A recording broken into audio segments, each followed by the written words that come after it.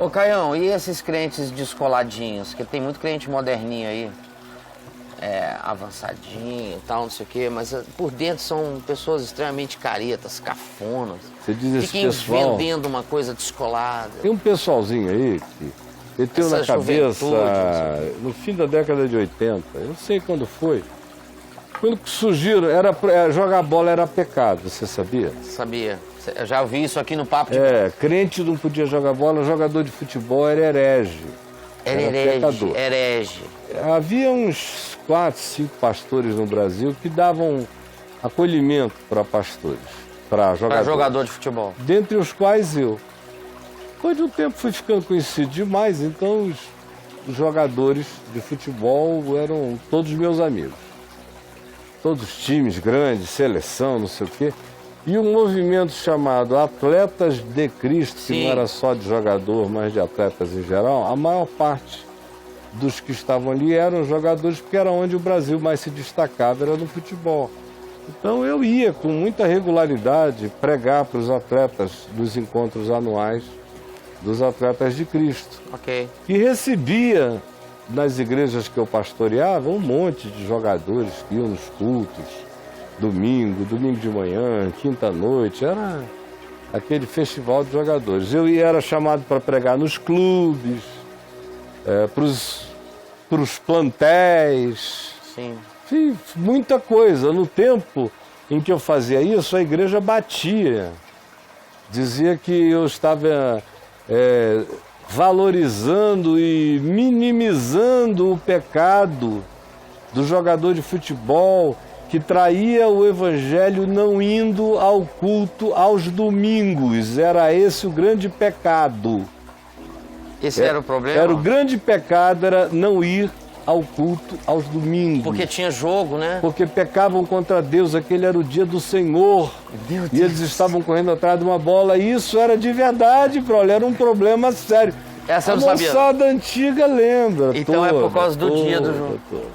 Quando o dízimo, quando eles começaram a ficar ricos, e o dízimo começou a entrar, aí a concessão passou a acontecer cada vez mais. Mas foi nesse período dos jogadores de futebol que começou a surgir também a onda dos surfistas de Cristo. Jojó de Olivença foi o maior deles à época, nosso querido Jojó. Está com a gente lá no Caminho da Graça, em Santos, em São Vicente. É um garotão de Deus, legal pra caramba.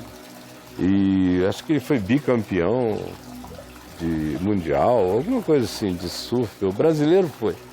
E ele era um grande destaque.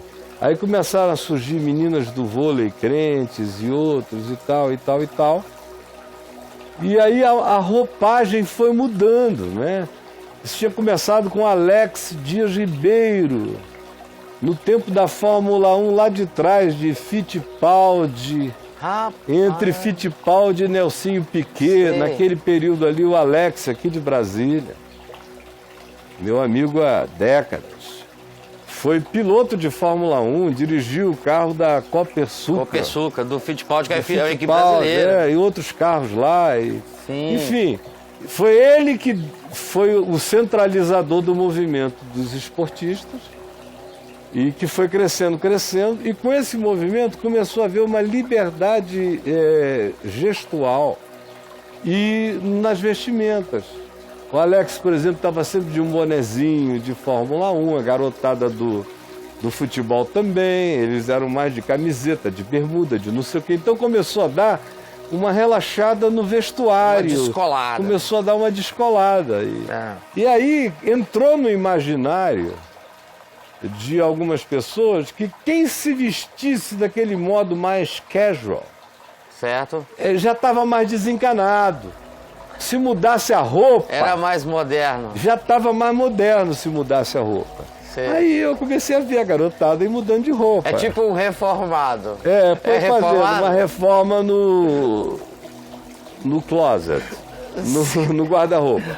Pois bem, quando a gente chegou no fim da década de 90, começaram a surgir os primeiros grupos que foram construídos em torno de gíria, vestuário e esporte, mas que eram considerados movimentos renovadores. Por quê? Porque era permitido o almoço ir à reunião, ao culto de bermuda, de camiseta, o que nas igrejas que eu pastoreei sempre foi normal. Nunca foi moda, nunca foi nada. O cara era no verão, estava quente, ele ia como ele quisesse. Agora, lá nesses lugares, não, isso passou a ser uma permissão, uma visão nova do Evangelho, essa idiotice. Aí até botar a prancha de surf na entrada era um sinal de liberdade, de testemunho. E aí o papo também era o seguinte: eu surfo, eu pego onda, eu nado, tal, mas eu parei de fumar, de beber e de dançar. Então mantinham aqueles costumes evangélicos de sempre em voga, mas se sentiam menos oprimidos porque a vestimenta era mais leve. Aí começou assim, eu vi esse negócio surgir, sempre achei que era só uma disfarçatez, era uma espécie de farisaísmo ao contrário. Se o fariseu bota aquela cara de santarado para fora, para você pensar que ele é um santão. Essa outra moçada não, eles põem uma carinha de transados e jovens e não sei o quê, mas por dentro, cara, eles são mais fariseus do que os fariseus. Legalistas, duros, inflexíveis, caretões e teologicamente quadrados, escatologicamente dentro do receituário do pentecostalismo dispensacionalista. Só tem aquela cara, o cabelo parafinado, pega uma ondinha, mas é um caretão, é um velho de mente, de percepção, atrasado em toda a compreensão. E tem um bocado de gente por aí vivendo isso aí, né? Muda a roupa, mas por dentro, bicho é um careta feio. Eu fico vendo até no mundo artístico cristão gospel, onde geralmente os artistas são muito mais livres nas vestimentas, mas vai conversar com alguns deles.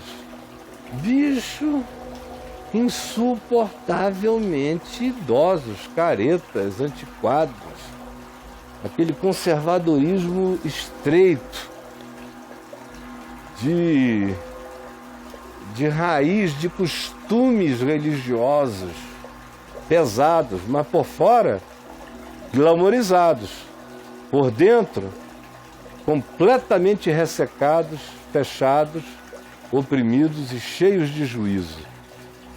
Outros não, outros são gente do bem, da boa. Mas tem uma moçada que se veste com espalhafatosidade modernosa, estilosa, mas por dentro continuam implacavelmente legalistas. Vocês sabem do que eu estou falando.